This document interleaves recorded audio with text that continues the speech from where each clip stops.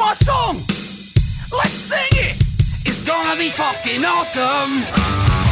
Come on, it's gonna be fucking awesome. You know the words. It's gonna be fucking awesome. That's it, sing. It's gonna be fucking awesome. Yeah! Howdy, howdy, howdy, everybody. It is I, Jesse Blaze Snider, the coolest geek alive, and you are listening to the Coolest Geek Alive. How you doing? I hope you're doing good. I'm doing fucking fabulous. I'm out in California with my girl, and it's nice. It's sunny out here. I'm in my backyard, and it feels good to be back home with my girl. I've been in New York for a while, working on Sugar and Bones magazine and a ton of other things with my buddy Digger Mesh, and seeing my babies, and it's wonderful to see my girl. I missed her so much. So, yay, I'm back home. Anyway, let's just be honest right up top here. Disney Star Wars is, for the most part, a graveyard of wasted potential, I'd say. A minefield of mediocrity, corporate rewrites, nostalgia bait, identity confusion, tone-deaf character assassination, and the kind of forced epic moments that feel like AI-generated fan edits stitched together by executives who have never watched Empire Strikes Back sober. But buried in that minefield, there is one true masterpiece. A miracle, really. Not just a good Star Wars story, but one that actually makes the original Star Wars better. One that honors the source, expands the universe, and adds real weight to the rebellion we thought we already understood. I'm talking about Rogue One, a Star Wars story. And its criminally underwatched, almost secret, absolutely phenomenal prequel series, Andor. Two works of Star Wars storytelling that came from the tiniest, most humble seed, a single throwaway line in the opening crawl of A New Hope. And by crawl, I mean, when the words come up in yellow, galaxy far, far away, all that shit, right? If you remember, in that crawl, it says, quote, "Rebel spies managed to steal secret plans to the Empire's ultimate weapon." That's it. And from that one line, these creators built an entire corner of the galaxy filled with grit, espionage, sacrifice, desperation, and real heart. They gave us a world without Jedi, without lightsabers, just people, terrified, furious, quietly brave people who chose to resist. I mean, really, the fact that there's no Jedi in this show or in this film, and it still feels so quintessentially Star Wars, and it's so important to the lore, really. And granted, you don't have to watch it, but watching it will make A New Hope better, makes A New Hope better. With all of these constraints, somehow, in telling this smaller, darker, more grounded story, they made A New Hope richer, more alive, more earned. When I rewatch A New Hope now, and I see that hallway where Vader boards the rebel ship, I don't just see a scene anymore. I see what came before. I see what it cost. I see what was lost. I feel the stakes, because Rogue One and Andor made them real. That is so rare. And that's what this episode's about. Because like Cobra Kai, these stories weren't made to subvert expectations or deconstruct the myth. They were made with reverence, with craftsmanship, with the kind of respect that only comes from creators who actually love this world and want to contribute to it, not rewire it. So today we're diving deep into the only Disney-era Star Wars that deserves a place in the Pantheon. We're talking about what makes Rogue One and Andor not just great Star Wars stories, but necessary ones. And why, in a sea of misfires, these two prove that honoring the soul of a mythology is still possible. Let's talk about it. Let's talk about the rebellion before the rebellion. Let's talk about hope, earned. Let's talk about the only great Disney Star Wars, Rogue One and Andor. And look, let me just say what everyone's afraid to say out loud. The Mandalorian was never Boba Fett. It was a consolation prize. We didn't get the Boba Fett series we wanted, So they wrapped a faceless knockoff in some chrome Beskar armor, strapped a baby Yoda to his hip like a loot drop, and called it innovation. And for a while, 2 seasons, it worked. It was fun, it was fresh, it had Western pacing, some decent lore, a few cool characters, and it felt like it understood the tone of Star Wars. Thank you, Jon Favreau. But it never really added anything.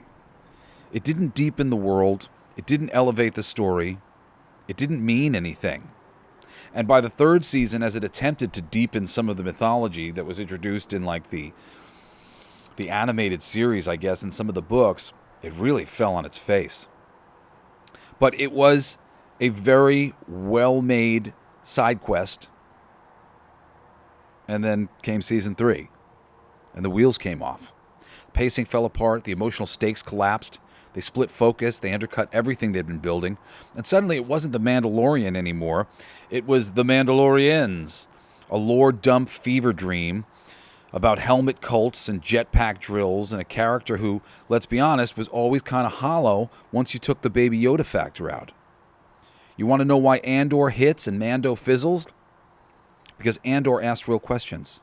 It wrestles with purpose, sacrifice, oppression, and the cost of revolution. The Mandalorian plays with action figures in the sandbox. And compared to the rest of Disney Star Wars, Mando looks like fucking Shakespeare. Well, let's quickly break this disaster down for a moment. You got the sequel trilogy, which is a chaotic mess of retcons and cowardice with no real long-term planning. I mean, The Force Awakens is a reboot disguised as a sequel. It's a carbon copy of A New Hope, but with less heart, more mystery boxes that never pay off. Finn was set up as something new, something powerful, and then immediately sidelined. Rey, perfect at everything, struggle-free, backstory retcon 3 times in 3 movies. And then you get to The Last Jedi, where we start that retconning, which subverted expectations so hard that it face-planted into irrelevance. Luke Skywalker, galactic symbol of hope, is reduced to a bitter coward who milk-suckles space walruses and tosses his legacy over his shoulder. We get Snoke killed off with no plan. We turn Poe into a hot-headed chauvinist and Finn into comic relief. They tried to deconstruct a myth it didn't understand. And then we move into The Rise of Skywalker, which tries to fix all of the problems of The Last Jedi, but really just, I mean, it's the cinematic equivalent of someone trying to fix a house that's on fire with glitter. Yeah. We get a resurrected Palpatine out of nowhere, who feels more like a fucking Fortnite skin drop. Rey becomes a Palpatine, then just says, nah, I'm a Skywalker now. Every plot point feels like it was panic written by an AI with a fear of Reddit backlash. I mean, the whole trilogy is just reaction, not intention. A 3-part apology tour with no spine. Book of Boba Fett, the one that doesn't exist in my head. You remember that one? Neither do I. Because they took the galaxy's most mysterious badass, a bounty hunter with decades of mystique, and turned him into a low-energy neighborhood mayor trying to win the hearts of Tatooine's locals with speeches and respect. We didn't want Boba Fett to be the godfather of Mos Espa. We wanted him to be Boba fucking Fett. And they gave us a guy who gets upstaged by his own guest star halfway through the show. Ahsoka, which was style over substance. Ahsoka, beloved animated legacy character who I love, finally gets her live-action due, and she's so cold, distant, and flat, she makes fucking Kristen Stewart look like Jim Carrey. Visually, beautiful, but emotionally, empty. It's lore-heavy, slow, and ultimately goes nowhere. You need a soul, not just a lightsaber and a cloak. Then you got Obi-Wan Kenobi, which is a tragedy of lost potential. This one could have been legendary. A haunted Jedi, a broken galaxy, Vader back on the scene. But what do we get? Leia's mini Home Alone adventures? Should have been fucking Luke. Inconsistent power levels. One cool fight drowned in 6 hours of filler. And a show that somehow made Obi-Wan Kenobi boring. And none of them landed. And because they all share one problem, really. They treat the mythology like merchandise, not like myth. There's no reverence, no soul building, no understanding of what made Star Wars sacred to begin with. They forgot that Star Wars wasn't just cool ships and laser swords. It was about destiny, family, sacrifice, hope against impossible odds. It was about something real. And all of that was thrown away to chase trends, check boxes, and sell streaming subscriptions. But Rogue One and Andor, those stories get it. They don't beg for applause. They don't remix old scenes for nostalgia hits. They don't retcon legacy heroes to prop up new ones. They add depth. They add pain. They add context. They remind us that Star Wars is a galaxy of people, not just chosen ones, not just Jedi, but ordinary rebels, spies, fighters, and traitors trying to survive and make a difference. And that, my friends, is Star Wars. Everything else? Cosplay with a fucking budget. So, full disclosure for you guys, I have not traditionally been the biggest Star Wars fan. By the time I saw Star Wars, it had been built up to me, for me, so much that I was like, okay, I got it. I understood why people were a fan of it, but it wasn't my favorite. I was a big Star Trek fan. But over the years, I collected a lot of great friends who were big Star Wars fans, including, shout out to my buddy Aaron Sparrow. I love Aaron. Aaron was my editor when I was working on Toy Story comics back in the day and Muppets comics, and me and Aaron became very good friends. And whenever I have friends who are into things, like really passionately into things, I like to try to get into them a little bit because I want to be able to share in my friend's love. So when I, knew that Aaron was such a big fan, I would ask him questions. I would ask him for like comic books to read and things that what made him such a big fan of this stuff in the first place.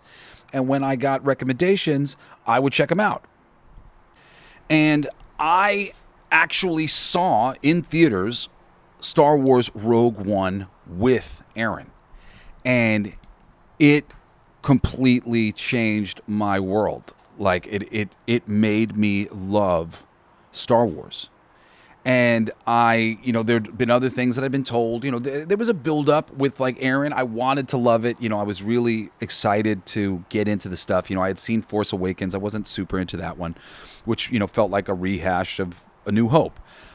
But Rogue One really hit something in me and made me happy. With Rogue One, I got it.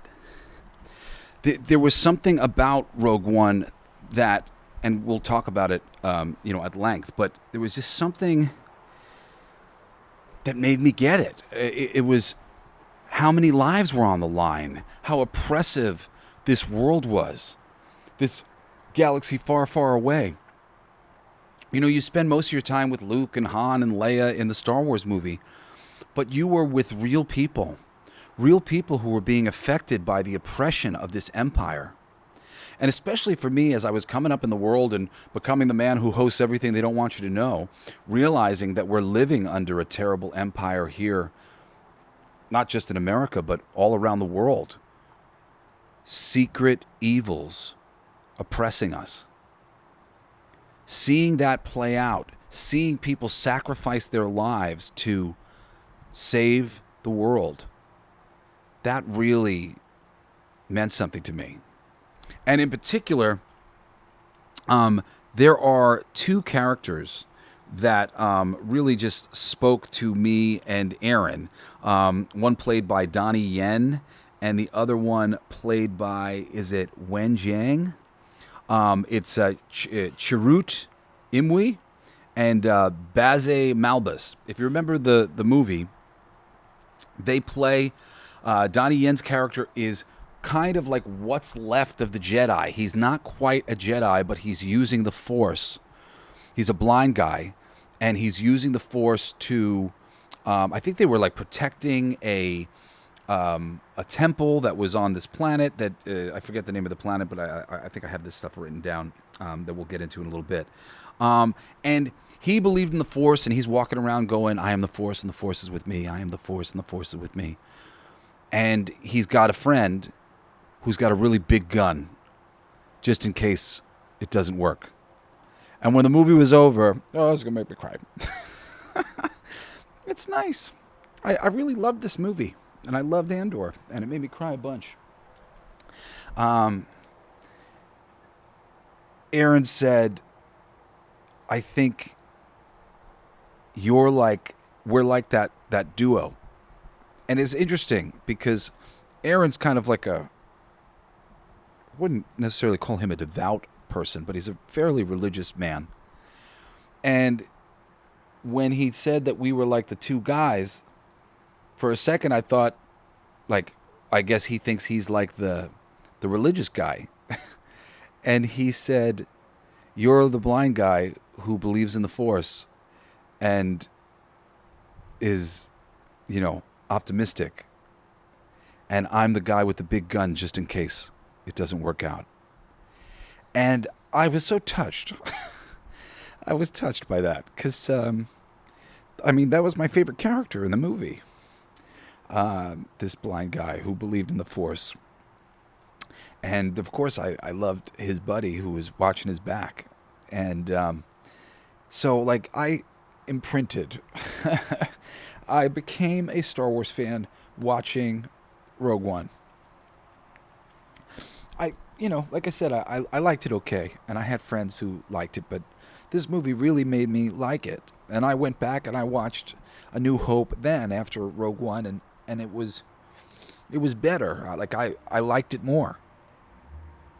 And then when Andor came out, it's such a disappointment. It's such a bummer to have to share this. But by the time Andor came out, my best friend Aaron, who was the whole reason why I was watching Star Wars in the first place, he was so devastated about how Star Wars had been handled and how the characters had been handled and everything that went down, that he was no longer a fan.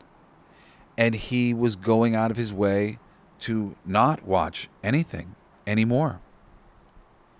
And even though I told him how great Andor was, he didn't. He was just like, eh. And then when the second season came out and I got halfway through it and I was just like, Aaron, I wish I could share this with you. I wish you were watching because it's so good. It's so good because it has reverence for the source material and it makes the original film better. I feel like you would really get something out of it. He was still just like, I don't care. I'm not going to watch. But recently, he did finally watch at least the first season so far of Andor, which I forget exactly how he got it. Somebody had put it somewhere for him to watch, so he didn't have to get a subscription to Disney Plus because he's protesting and he didn't want to do that. But he loved it. But yeah, he called me and told me, I just watched Andor, and you were right. It is quite excellent. He said him and his good friend Marie watched it together, and when it was over, Marie was like, "We don't have the second season," which I guess a friend of theirs uploaded it to something for them so that they could watch it. And I'm sure he said he's excited to watch the second season, especially based on what I told him.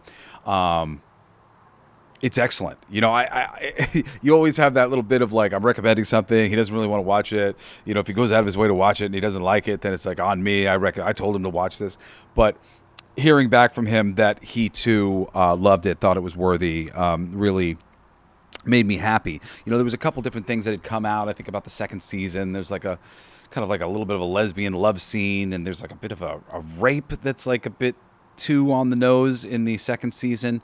I would not have handled it that way myself creatively.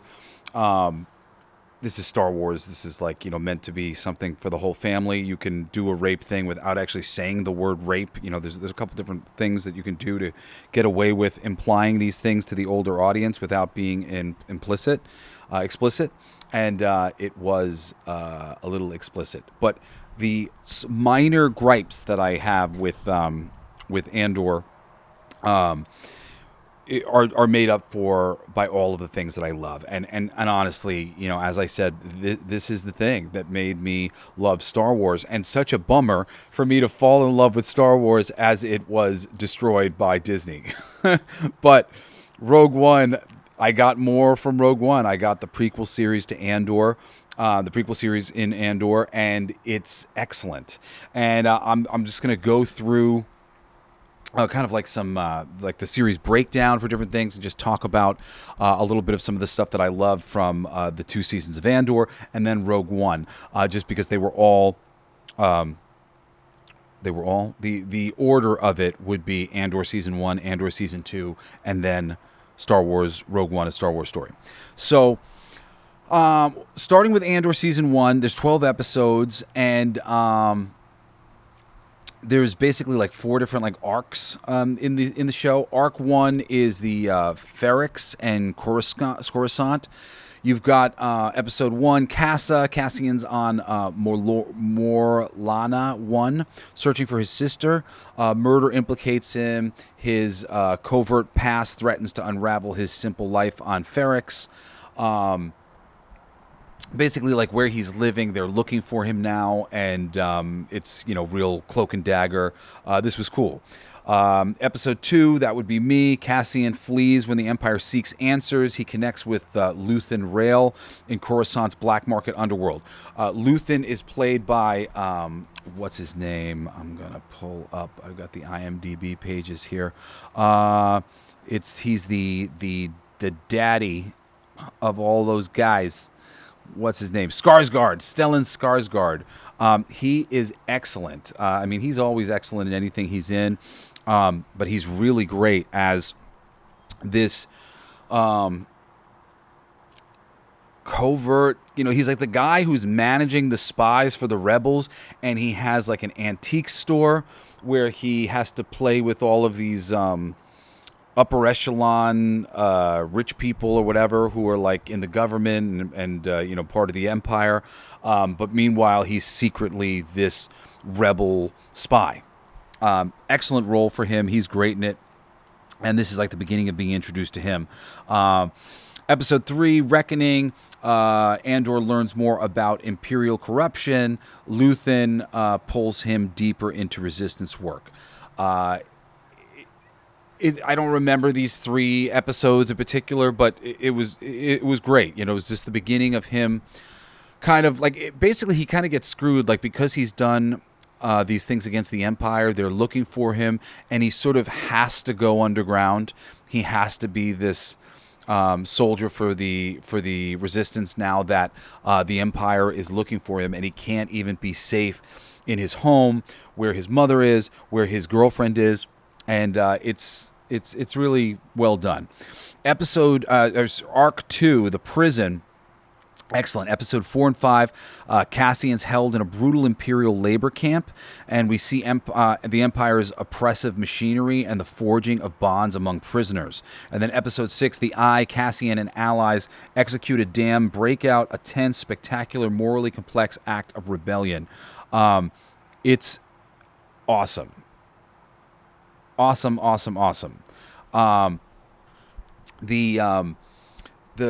I guess these are the episodes of where he's in the Empire prison. It's a really cool bit of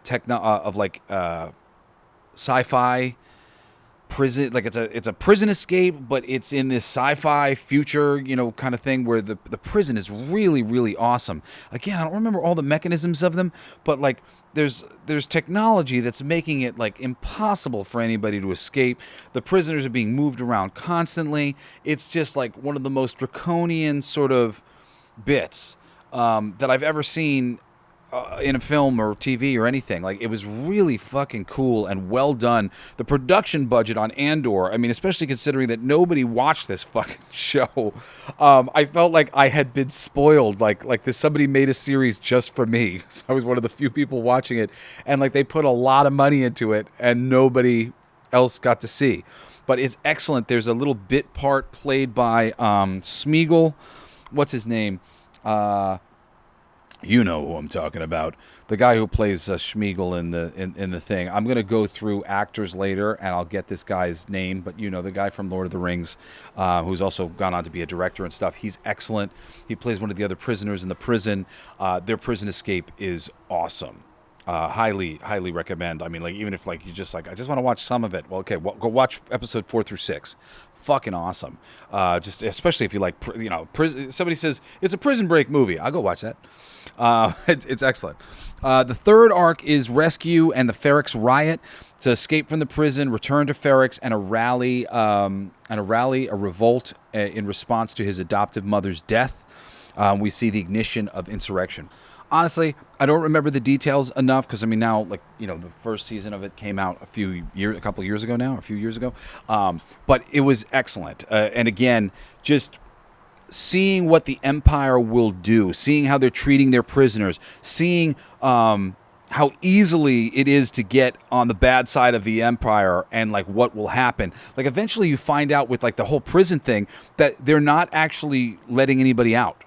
Like, they've been given a certain amount of prison sentence, but people aren't leaving. They're not getting out of the prison. They're just being rotated into other areas of the prison.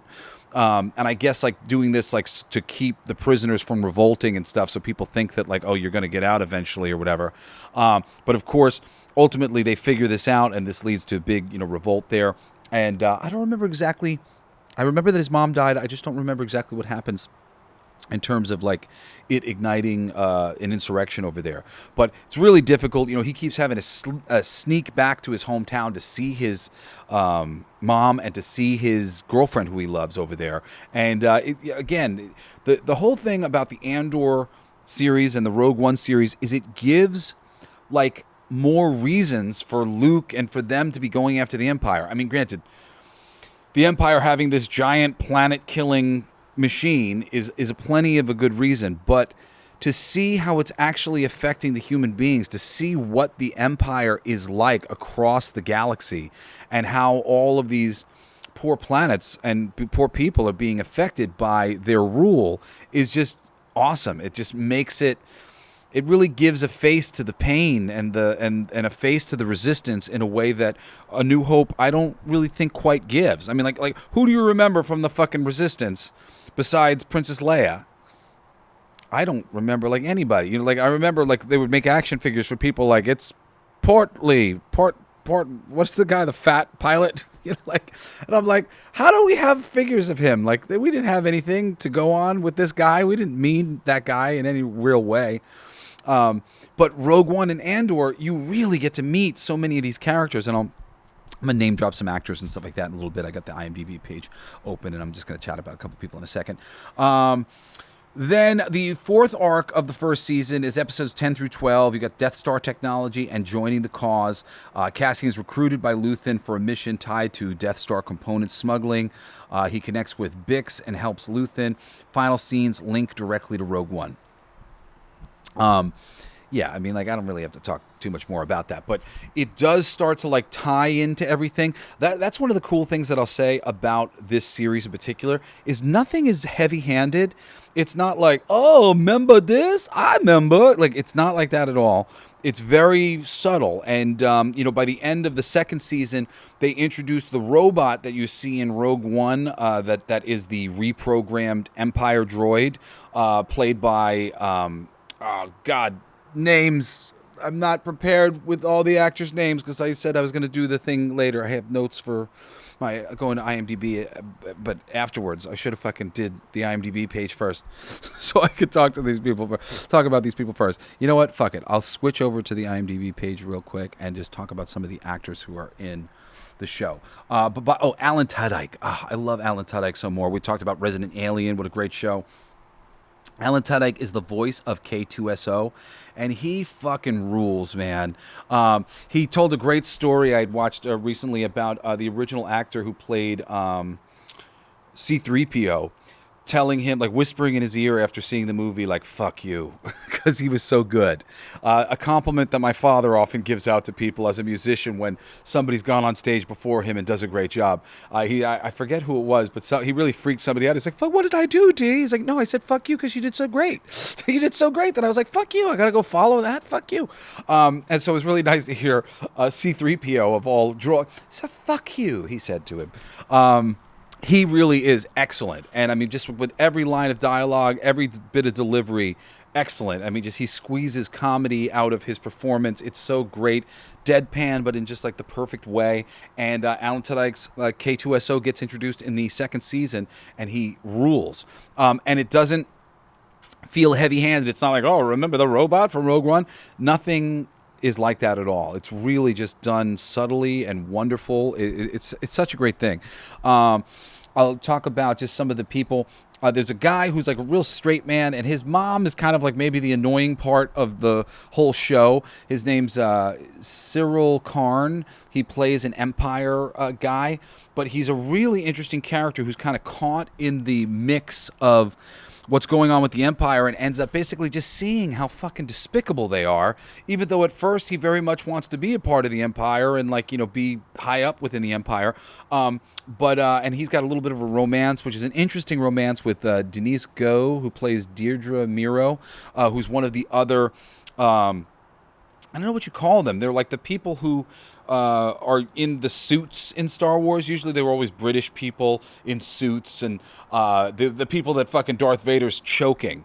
You know, all these people who just seem very cold-hearted and calculated, and you get to spend some time with those people, and it's really interesting that just the way they're depicted and the type of people and the way they're operating, and, you know, the way the Empire operates things is just very cold-blooded and fucked up, and she and he kind of represent that, with him, the Cyril character, being like a reluctant participant by the end, where he really changes his mind. He sees what's going on. Famously in the second season, and I'll get back to some of this stuff, but like, you see on one of these planets, like there's resources that they want. They've got kyber crystals on this planet, and there are really like a noble people, good people, and the Empire is just getting a tighter and tighter grip on the planet, and you don't know why. But ultimately, you find out that they've got resources that the Empire is mining and stealing from them. And they end up basically framing this planet to make this planet look bad, look like they're like major parts of this resistance to the Empire rule, which they're really not. But they're people who are responding to the increase of Empire presence and the increase of Empire demands on their planet.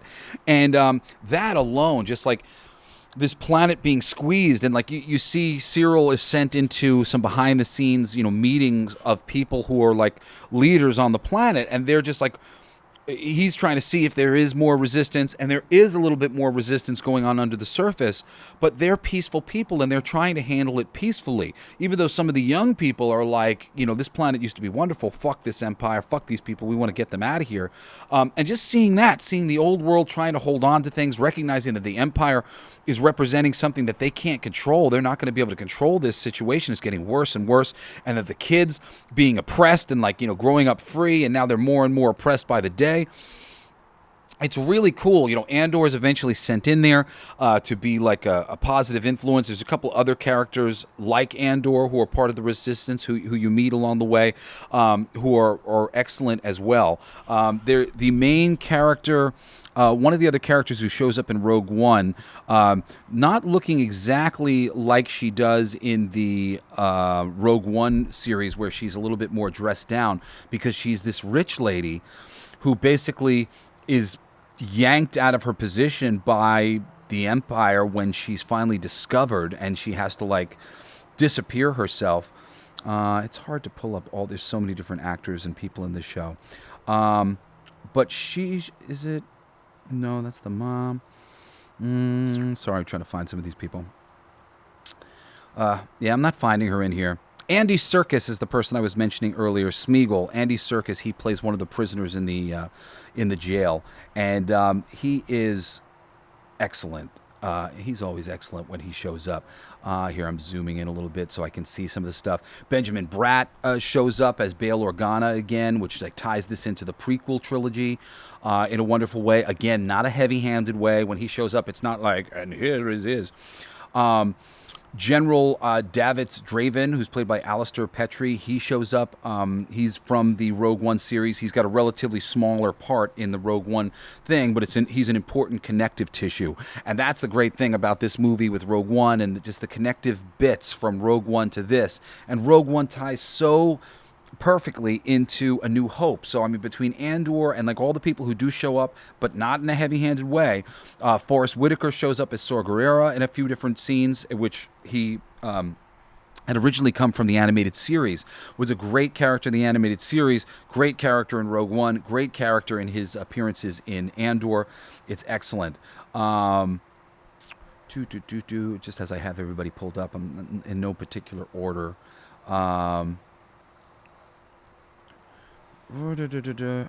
Is that the lady? No. Ben Miles plays Tay Kolma, who is the husband to this lady who I'm looking for right now. I feel like she should be higher up in the list of actresses. Oh, there she is. Genevieve O'Reilly plays Mon Mothma, and she is excellent. Her depiction of a rebel fighter who is like this upper echelon society person who's trying to fight the good fight with her husband. She's just embroiled in this situation in such a crazy way. Andor is sent to save her at a certain point in time in the second season from like basically being discovered and stuff. And it's excellent. Her performance is excellent. Diego Luna, who plays Cassian Andor, he's great. I really, he was my least favorite character in the Rogue One series because in the opening scene where you see him, he kills somebody who doesn't really exactly deserve to die. And me, as a very kind of heroic-minded person, I just was very pissed at him, But by the end of it, he like gets his shit together, and kind of has a little bit of a romance with the main character of Rogue One. The world that he comes from and what he has to go through to be who he is and be in this world. God damn it, it really makes you understand who he is, makes you understand where he's coming from. The fact that I didn't care for him in the Rogue One movie and these 2 seasons of the show make me give a shit about him in a real way. I mean, it's a testament to the show. It's a great show, man. It's a great show. There's a sister to Mon Mothma, whose name's Vel Sarthath. She plays another Resistance fighter who's in the show. She's cool. She's got a great bit of depth, and the stuff that she goes through with her girlfriend. She's the one that has the lesbian kiss thing in the show, which really is it's not super important to the whole thing, but it's excellent. It's all really well done. Most of these actors you're not going to recognize other than, Forrest Whitaker and stuff, and Stellan Skarsgård, who plays Luthen Rael. But it's all great. It's just because they all tie into the Rogue One cast, which granted, the main people in the Rogue One cast, like Felicity Jones, who plays Jyn Erso, who's the main lady of the thing, who's the daughter of the guy who is designing the Death Star, played by Mads Mikkelsen, who's great there as well. But you also get a little bit of Ben Mendelsohn, who plays Orson Krennic. He's one of the guys in the suit. He's the main guy in the suit who gets killed at the end of Rogue One. He's excellent. This whole fucking movie and everything about it is awesome. But just like some of these people aren't necessarily worth mentioning because I don't think you'll recognize their names. Like Riz Ahmed, who plays Body Rook in Rogue One. Dude rules my school, but he's not in the Andor series. All right, let's go back to my little Andor breakdowns that we have for season two. Again, it's 12 episodes. There's 4 arcs, and this is 4 years before Rogue One.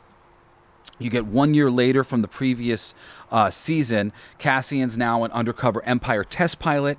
He begins a heist of a TIE fighter. Meanwhile, Ferrix refugees face hardship. Episode 2 Sagarana Tima. Tensions on Chandrilla during a wedding. Mon Mothma's facade cracks amid rebellion planning. That's the one who I said, Mon Mothma. She's really cool. She has an elegance about her that is amazing, and like this strength under severe pressure that she's under. She's having to hide what she's doing from everybody. I think her own husband as well. It's excellent. And then episode 3, Harvest, Cassian returns to Mino Rao to rescue his allies, intercut with political plotting and Mon's personal conflict. Unfortunately, with all of like the fucking Star Wars names of people and Star Wars names of planets and stuff, it's a little hard to follow just in terms of like going back and talking about it now. Because, you know, I watched the show over the second season over the course of 4 months and whatnot, and you know it takes place across the galaxy in a lot of different places, so it's easy to forget, you know, some of these places and stuff, but it's excellent. And the time jumps really serve to kind of, you know, tell you all the parts of Cassian's story that matters. Cassian Andor, he's the main character. So, like, you know, you get to see him join up with the rebellion and whatnot, and like all the impetus for all those things. But then a lot of time passes, and you get to see him more deeply into the throes of being a member of the Resistance and what that means. And, you know, he's been doing it for a long time. So, Arc 2, the Gorman Front, and this is just the shit that, like, really makes the series for me, even though like that the prison arc in the second thing, and it's all good, but the prison arc is like a highlight for me. And then from Arc 2 on is just so fucking great in season 2, because of the Gorman Front, as they said. The episode 4 is titled Ever Been to Gorman? Cassian and Bix integrate into Luthen's rebel circle. Imperial inspectors close in. There are people, like I said, they're stealing stuff from a planet. The planet is Gore. And they have like kyber crystals or whatever underneath the surface of the planet.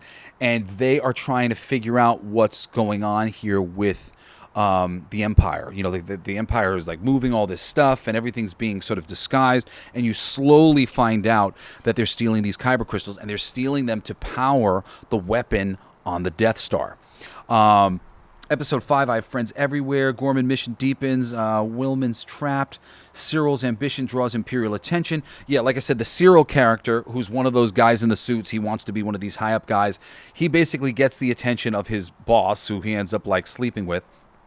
And she is using him to get more information about what's going on in Gore, on planet Gore. And just shit is hitting the fan. What a Festive Evenings, episode 6, a rebel compound party turns to a crisis as stakes collide. Yeah, I mean, this is just all, I'm not going to go through all this, but it just leads up to them like the Resistance sending more people to help them to resist the Empire, to find out what's going on, and ultimately they find out everything that I just told you. You know, they're stealing the planet's resources. It's really bad.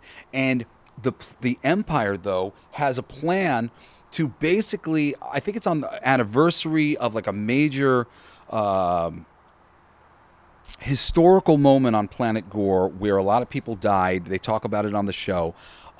They set planet Gore up to basically have a resistance. Like, I think they let them get a hold of a lot of weapons, so now they have weapons. The Resistance people there have weapons, and they have one of their snipers in the crowd. And I hate to spoil something so good, but they have one of their snipers in the crowd fire on their own people. They fire on their own stormtroopers. So then the stormtroopers have to fire back on the crowd, and then the crowd, which has recently gotten a hold of some weapons, they fight back. And, oh, God, it's just, it's so fucked up because Planet Gore, you've been there for a while now. You get to meet some of these people. You get to see, you know, what a wonderful place it is. And you know that it's going to become this major, major site of destruction. And literally going into Rogue One, which I watched after I watched it, Gore is where they had mined all this stuff from, and it's the place where they first use the Death Star. And that's like when you see the scene where Forrest Whitaker's his place that's like nearby the city, gets overtaken and they just barely escape. That's Planet Gore. I'm pretty positive. Awesome stuff. It just ties it all together, makes it amazing. And in the end, even, you get the final 10, 11, and 12 is, before Rogue One. You get the death of some of these characters who don't exist in the Rogue One story. I'll put it like that. And you see them sort of like move the plot forward. The K2SO gets brought into things at a certain point when Andor is escaping Planet Gore. One of the robots gets like destroyed, and he like picks up the pieces of it, puts it into a ship, and takes it back to the rebel bases. And they're like going after these people, trying to get to the bottom of who knows about what's going on, because basically they're just getting a hint of knowing that the Death Star is even being built in the first place, and this information is being coveted and guarded majorly. So right up into the moment, like, it's not even necessarily like a super satisfying end to like episode 11 and 12 or whatever, because it kind of like, it doesn't necessarily go anywhere, because it all leads in to Rogue One. And for those of you who don't like understand what like here, episode 11 and 12, Cassian secures Death Star plans, flees to Yavin 4 with allies. Well, he didn't really secure the plans, but he secures the fact that they have plans. Rogue One, they go to get the plans, because built into the plans are this mechanism of its destruction, which has been created by the person who was forced to build the Death Star in the first place. And I remember, like, if you're like me, you watch A New Hope and you're like, what the fuck? Like, really? Like, you just have to shoot some beams down this thing and like it's going to blow up the whole like the whole thing being a plan that, like, the guy who built it, he didn't want this to be on his conscience, so he made a way for them to destroy the Death Star. It was built into the plans by this guy. So this whole like beginning of them having an idea about it happens here, and then you get into Rogue One, a Star Wars story, which the basic synopsis is: rebel spies led by Jyn Erso and Cassian Andor, they steal the Death Star plans in a desperate one-shot mission. They rally a ragtag team across the galaxy's edge worlds, expose the true cost of war, and their sacrifice, and they all sacrifice, enables Luke's victory in A New Hope. And, it's just essential because Rogue One fills the gap between the opening text crawl and the film itself, giving us the emotional and political cost behind that single spark of hope. It grounds the rebellion in sacrifice, not just magic, and Andor builds that foundation even deeper. Real quick before I close us out here, I want to shout out a couple of the great people who worked on this thing. The film is directed by Gareth Edwards, who did the Godzilla movie, the really great American one that they had done a few years ago. Now, probably a decade ago now. But I love that movie. He also made a movie called Monsters. And some of the writers, Chris Wetz, Tony Gilroy, and John Knoll. Tony Gilroy is the creator of the show and written, but Dan Gilroy, Bill Willimans, a whole bunch of different people worked on this stuff. But Tony Gilroy is really the linchpin.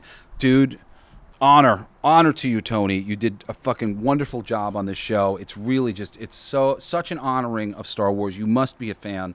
And if you're not, you're fucking faking it with great aplomb. You rule. He's so good. I really, the show is so well done. And like I said, Aaron Sparrow, after being beaten down by all of Disney Star Wars, came back around and has loved the Andor series. And maybe I said love too many times, but he did call me and say, we really liked it. So I know that he's going to love the second season as well, because it just ties it in that much deeper into the mythology in such a wonderful way. And if you're somebody who loves Star Wars and loved the original series and you haven't actually watched Andor yet, oh God, man, chef's kiss. It is wonderful. I wrote a little outro, and I guess I'll get to that if I am all done with IMDb credits. Yeah, I already talked about all the actors and stuff. So yeah, all right. Yeah, it's kind of a miracle that Rogue One and Andor exists in a sea of content that's forgotten what Star Wars was ever really about. These two stories stand tall, proud, quiet, heavy with purpose. They're not just great Star Wars stories. They're reminders that this galaxy can still matter. They really, like, it's like watching Andor Season 2 made me sad how badly they fumbled everything else, because I just went, oh, God, like, it can still... This like still means something to me on some level, and like they fucked it up, and I know it can mean something to you as well. I'm kind of ready to be done with Star Wars, but if they could make anything else that was like this, I'd watch. Real stakes, real sacrifice, real soul. It can still find its way to the screen through Disney if they get the right people. It's a reminder that sometimes if you go back far enough, if you dig deep enough into the why behind a myth, you don't just pay homage to the original, you make it better. Just like Cobra Kai did for the Karate Kid movies. Andor and Rogue One make A New Hope better. And in this era of throwaway content and half-hearted nostalgia hacks, that's one of the greatest achievements I can think of in modern sci-fi. So thank you to the creators, thank you to Tony Gilroy, thank you to the rebels behind the camera, and thank you to the fans who actually give a shit. Want more truth? Every Monday, I rip the veil off of the real world on my other show, Everything They Don't Want You to Know. Last episode, we lit the entire media industry on fire. If you haven't heard it, go back and listen. Are you a music fan? Well, you can sign up now to be notified when we launch the Jesse Blaze 9-album Masterworks box set and USB vault on Kickstarter. Just go to Kickstarter and type in Jesse Blaze and, it should show up. Every album, every anthem, every sacred sound, it's coming. If you haven't listened to my music, you should. I really am great at what I do. I'm just fiercely independent, and I've refused to sell my soul to this fucking empire system that we have. And, if you believe that, go type in my name to iTunes or IMDb, Jesse Blaze, not IMDb. You can find me on IMDb, but on Spotify or wherever you listen to your music, type in Jesse Blaze. And my 9th album isn't out yet. It's called Son of a God. It's going to be coming out in the next few months. But there's 8 albums up there, or actually 7 albums up there. One of the albums, the Baptized by Fire, is combined with my original band Blazed. But it's going to be a 9-album box set. I'm really excited about that. You'll love it, and you could really love it if you go check out the music ahead of time and know that it's great music, and then you can go get the collectible box set that we're making. Anyway, I'm doing that largely to raise money for some of the other stuff that we're doing, because if you're a comics and culture junkie like I am, after the box set, we're launching Sugar and Bones Magazine #1. It's a mythic Maxim meets heavy metal anthology for rebels, creators, and indie kings like yourself. Sign up now. This is the future of media. This is me trying to fucking blow heavy metal out of the water and do something that will honor all of the past great, wonderful people, teach you how to be one of these great, wonderful people, and demonstrate really, really high-quality art, comic book art, photos, poetry, whatever makes sense will end up in this magazine. Sugar and Bones Magazine. Check it out on Kickstarter. You can sign up for notifications right now. Anyway, got questions? You can hit me up directly at jesseblaze at jessesnider.com. jesseblaze@jessesnider.com. I will answer. And this Saturday, join me for the next Coolest Pick. I'll be spotlighting the series Wayne, a YouTube original that deserves so many more seasons. And if you haven't seen it, you need to check out that one. So check that out on Saturday. And finally, I've said it before, I'll say it again. Star Wars is still sacred. Even in the hands of fools and bean counters, the Force still finds a way to shine through. You just have to know where to look, and now you do. Join us next Wednesday for another fucking awesome episode of the Coolest Geek Alive. Love you guys, and I'll see you on Saturday too. Peace. You've been listening to Coolest Geek Alive with me, your host, Jesse Blaze Snider. Don't forget to rate, comment, and subscribe for more excellent geek culture content. Thanks for listening. It's my favorite part!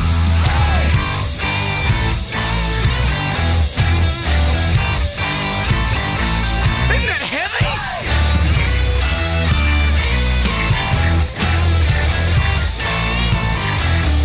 I'll play that! It's gonna be fucking awesome! Coolest alive! It's gonna be fucking awesome! Stay with your tribe! It's gonna be fucking awesome! Revenge of the Geeks! It's gonna be fucking awesome. Week after weeks. It's gonna be fucking awesome. Laughing with you. It's gonna be fucking awesome. And crying sometimes too. It's gonna be fucking awesome. Spelling it out. It's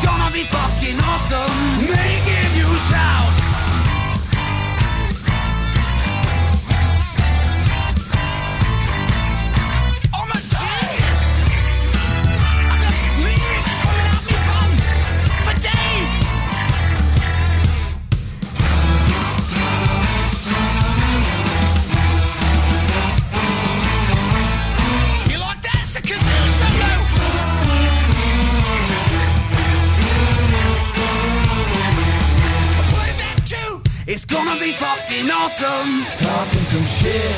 It's gonna be fucking awesome. Living the shit. My voice is gonna be fucking awesome. Food in our mouth. It's gonna be fucking awesome. Get in the mouth. It's gonna be fucking awesome. Tell all your friends. It's gonna be fucking awesome. Call right or text. It's gonna be fucking awesome. Raising the bar. It's gonna be fucking awesome. Straight to the stars. It's gonna be fucking awesome. It's starting soon. Straight to the top. Fucking awesome. Passing the moon. It's gonna be fucking awesome. On with the show. It's gonna be fucking awesome. Ready, set, go. It's going to be fucking awesome. Fucking awesome. It's gonna be fucking awesome.